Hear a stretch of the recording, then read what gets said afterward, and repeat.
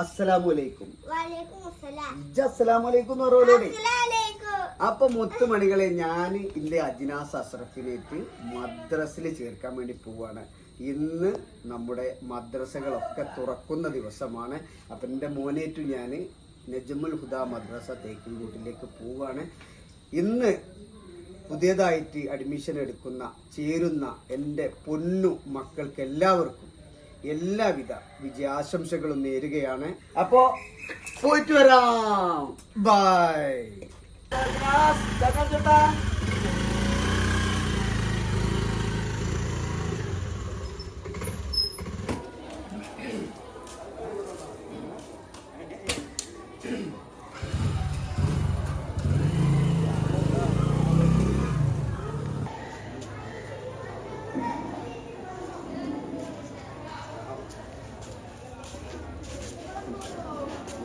ശേഷം അവൻ 5 6 വയസ്സ് അല്ലെങ്കിൽ 4 5 വയസ്സിന് മുമ്പിൽ അതുവരെ അവന്റെ ഉമ്മയുടെയോ ഉപ്പയുടെയോ അടുക്കലാണ് കുട്ടി എന്ത് ചെയ്യേണ്ടത്, ഇരിക്കുന്നത്.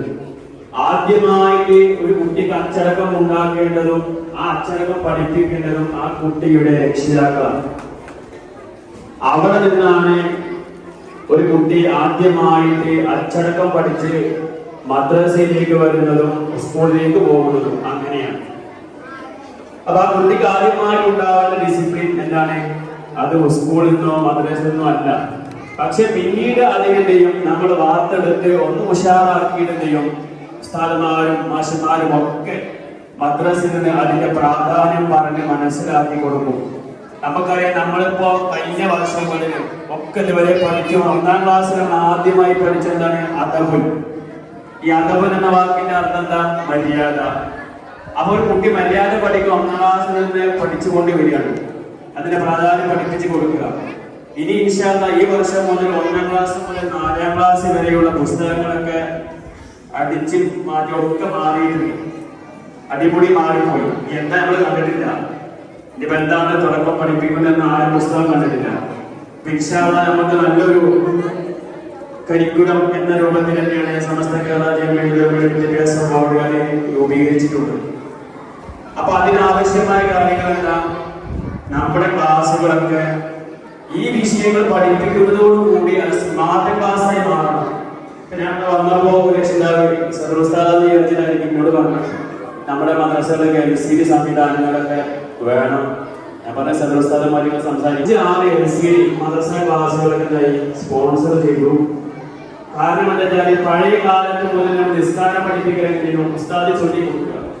അദ്ദേഹാവട്ടെ, പഞ്ചായത്താവട്ടെ, ഉറുദാവട്ടെ, ഇതൊക്കെ ചൊല്ലി കൊടുത്ത് കുട്ടിയോട് ചൊല്ലി തന്നാണ്ടായിരുന്നു ഇതുവരെയുള്ള രീതി പോയത്. ഇനി ആ രീതി അല്ല. മാറ്റങ്ങൾ ഒരുപാട് സംഭവിച്ചു.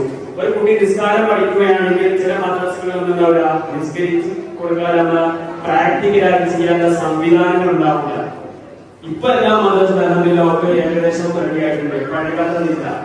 അപ്പൊ നിസ്കാരം കണ്ടു പഠിക്കുകയാണ്. ഇന്നത്തെ കുട്ടിയോ LCD ഇട്ടിട്ട് ഒരു കുട്ടി എങ്ങനെയാണോ നിസ്കരിക്കുന്നത്, എങ്ങനെയാണോ തോന്നുന്നത്, സോഫോയിലേക്ക് എങ്ങനെയാ പോകുന്നത്, സുജൂദിലേക്ക് എങ്ങനെയാ പോകുന്നത്, എങ്ങനെയാണ് സ്മാർട്ട് ക്ലാസ് റൂമിൽ കുട്ടി കണ്ട് പഠിക്കുമ്പോഴാണ് ഇന്നത്തെ കുട്ടികൾക്ക് മനസ്സിലാക്കുന്നത്.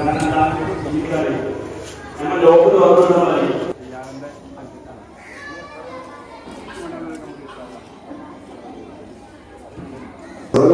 ഒരുമിച്ച് കൂട്ടാൻ ഇരിക്കട്ടെ. 3 സ്വലാത്ത് ചൊല്ലി വളരെ അച്ചടക്കത്തോടുകൂടി വരിയായിട്ട് പോകട്ടെ. മുന്നത്തെ ബെഞ്ച് ഇങ്ങനെ വളരെ അച്ചടക്കത്തോടെ പോകണം. ഒരു ബെഞ്ച് പോയിട്ടുള്ളൂ, അടുത്ത ബെഞ്ച് പോകാം. മുഴുവൻ ആൺകുട്ടികൾ പോയതിനു ശേഷം മാത്രം പെൺകുട്ടികൾ തിരിച്ചാൽ മതി. സല്ലല്ലാഹു അലൈഹി വസല്ലം സല്ലല്ലാഹു അലാ മുഹമ്മദ് സല്ലല്ലാഹു അലൈഹി വസല്ലം അല്ലാഹുമ്മ സല്ലി അലാ മുഹമ്മദ് യാ റബ്ബി സല്ലി അലൈഹി വസല്ലം.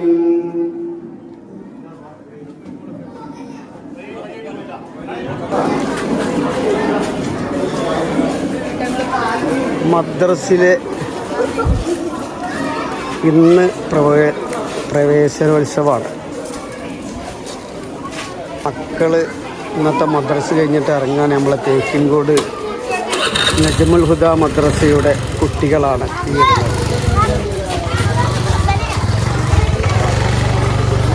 അജോ മിഠായി അടിക്കാൻ തേക്കിൻകോട് നജ്മുൽ ഹുദ മദ്രസയുടെ പ്രവേശന ഉത്സവം കഴിഞ്ഞ് മക്കളിറങ്ങാണ്.